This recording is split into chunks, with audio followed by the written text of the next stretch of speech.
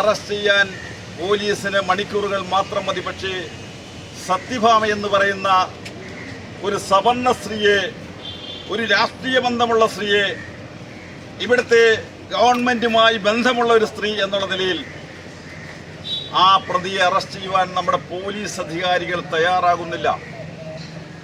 നമുക്കറിയാം, ഇതിനിടയിലുണ്ടായൊരു സംഭവം, RLV രാമകൃഷ്ണനെതിരെ വഞ്ചിയൂർ കോടതിയിൽ 2 കേസ് അവർ കൊടുത്തു. അവരുടെ സ്ത്രീത്വത്തെ അപമാനിച്ചു എന്നാണ് അവർ പറയുന്നത്. ഒന്ന് സിവിലായിട്ട്, ഒന്ന് ക്രിമിനലായിട്ട് കൊടുത്തു. 2 കേസിൽ ഇപ്പോൾ വാദി പ്രതിയായിരിക്കും. ഈ കേരളത്തിൽ നടക്കുന്ന കാര്യമാണ് ഇത്. പല ആളുകളും പറയുന്നത് നമ്മുടെ UP-യിലാണ്, ഹരിയാനയിലാണ് വലിയ ജാതി പീഡനം ഉണ്ടെന്നാണ് എല്ലാവരും പറയുന്നതെങ്കിൽ ആ ജാതി പീഡനം കൃത്യമായി നടക്കുന്ന സ്ഥലത്തിൻ്റെ പേര് ഇപ്പോൾ കേരളമെന്നാക്കി മാറ്റിയിരിക്കുക. പിണറായി ഭരിക്കുന്ന കേരളമെന്നാക്കി മാറ്റാൻ ഞങ്ങൾ ആഗ്രഹിക്കുക. ആ കേരളത്തിൽ ഇത്തരമൊരു കേസിൽ അവരെടുക്കുന്ന നിലപാടുകൾ, പോലീസ് എടുക്കുന്ന നിലപാടിനെ സംബന്ധിച്ച് കോടതി ഉത്കണ്ഠ രേഖപ്പെടുത്തിയിട്ടുണ്ട്. ഇപ്പോൾ വഞ്ചിയൂർ കോടതിയിൽ 2 കേസ് രാമകൃഷ്ണനെതിരെ എടുത്തിരിക്കുന്നു. അത് മാത്രമല്ല, ഈ കേസിൽ പ്രതിക്ക് ജാമ്യം കിട്ടുവാൻ യാതൊരു സാധ്യതയുമില്ല എന്നിരിക്കെ എങ്ങനെയാണ് പോലീസ് ഈ പ്രതിയെ രക്ഷപ്പെടാൻ സഹായിക്കുന്നത് എന്ന് നമുക്ക് എല്ലാവർക്കും അറിയാം. പോലീസിനറിയാം പ്രതി എവിടെ ഉണ്ടെന്ന്. ഒന്നുകിൽ പണം കൊടുത്ത്, പോലീസ് അധികാരിക്ക് പണം കൊടുത്ത് ഈ പ്രതിയെ അറസ്റ്റ് ചെയ്യാതിരിക്കാൻ വേണ്ടിയുള്ള ശ്രമം നടത്തുന്നു.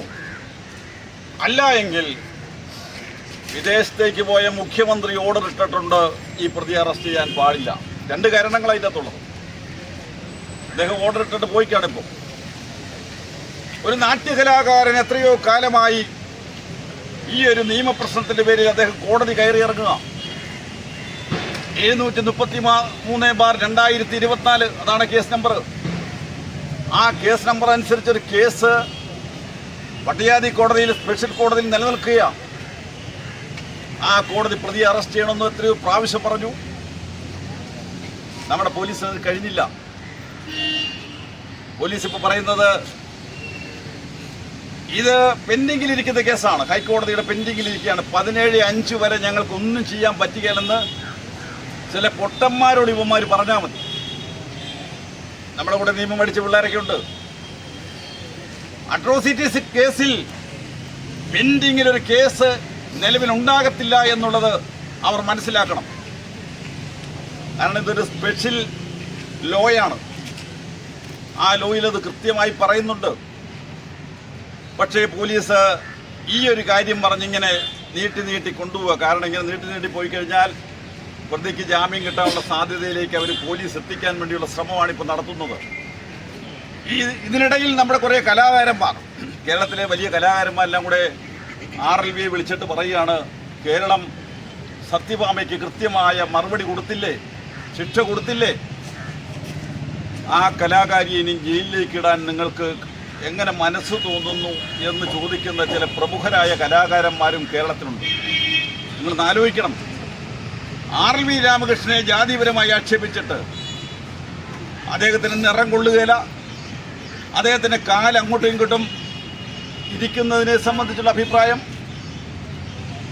പെറ്റതള്ള പോലും സഹിക്കത്തില്ല ഈ രാമകൃഷ്ണനെ കണ്ടാൽ. അവൻ്റെ മുഖത്ത് സൗന്ദര്യമുണ്ടോ? ഈ കറമ്പനാണോ ഈ കല അവതരിപ്പിക്കുന്നതെന്ന് ചോദിച്ച സത്യഭാമ വംശീയമായി പീഡനം നടത്തിയിട്ടുണ്ട് എന്ന് കോടതി കണ്ടെത്തിയിരിക്കുന്നു. നെടുമങ്ങാട് സ്പെഷ്യൽ കോടതി കണ്ടെത്തിയിരിക്കുന്നു. ആ കണ്ടെത്തിയിരിക്കുന്ന പ്രതിയെ നമ്മുടെ പോലീസ് അധികാരികൾ എന്തുകൊണ്ടാണ് സംരക്ഷിക്കുന്നത്? നിങ്ങൾ എത്ര കോടി രൂപയാണ് സത്യഭാമയെന്ന് മേടിച്ചത്? DGP പറയണം. ഇവിടെ പട്ടികജാതിക്കാരുടെ വിഷയങ്ങൾ വരുമ്പോൾ ഇവന്മാർക്ക് ആർക്കും സമയമില്ല. പട്ടികജാതിക്കാരുടെ വിഷയങ്ങൾ വരുമ്പോൾ ഇവർ ഒളിച്ചു കളിക്കുക. ഇവിടുത്തെ ഗവൺമെൻറ്റും ചില എല്ലാവരും പോലീസ് അധികാരികളും കുഴപ്പക്കാരാണെന്നല്ല ഞാൻ പറയുന്നത്. ഈ വിഷയത്തിൽ പട്ടികജാതിക്കാരുടെ പ്രശ്നങ്ങൾ വരുമ്പോൾ പോലീസ് അധികാരികൾ ഒളിച്ചു കളിക്കുന്നു. അവർ കൃത്യമായി ഇടപെടൽ നടത്തിയിരുന്നെങ്കിൽ ഈ പ്രതിയെ അറസ്റ്റ് ചെയ്യാമായിരുന്നു. അവരത് ചെയ്യുന്നില്ല. ഇപ്പോൾ 733